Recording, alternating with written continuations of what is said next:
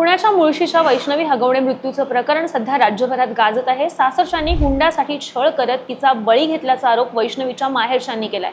तर आता ही हगवणे कुटुंबातील मोठी सून म्हणजे मयुरी जगताप हगवणे हिने मीडिया समोर येऊन हगवणे कुटुंबाच्या काळ्या कारनाम्यांचा पर्दाफाश केलाय। तिने सांगितलं की जानेवारी महिन्यापासूनच मयुरीने त्यांचं घर सोडलं होतं, तर ती सध्या माहेरी राहते। वैष्णवीप्रमाणेच मयुरीचाही अतोनात छळ व्हायचा।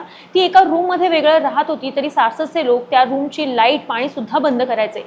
सासूने कधी लाड केले तर ननंद त्यांना ओरडायची आणि सगळे मिळून छोट्या छोट्या गोष्टींसाठी त्यांना त्रास द्यायचे। पण त्यात सर्वात चांगली गोष्ट म्हणजे तिचा नवरा सुशील हा तिच्या पाठीशी होता। पण सुशील तिच्या पाठीशी होता तर सासू आणि सासऱ्यांकडून त्याला देखील मारहाण व्हायची, असं मयूरने सांगितलंय। तर 1.5 वर्षापासून आम्ही वेगळं राहत होतो, पण माझी ननंद आणि दीर दोघांनीही माझ्या चारित्र्यावरती संशय घेतला होता। जानेवारी महिन्यातच मयूरने पोलिसात तक्रार दाखल केली होती। गुन्हा दाखल झाला होता, मात्र कोणतीही कारवाई झाली नव्हती। महिला आयोगात देखील तिने तक्रार केलेली, पण त्याचाही काही उपयोग झाला नसल्याचं मयूरने सांगितलंय।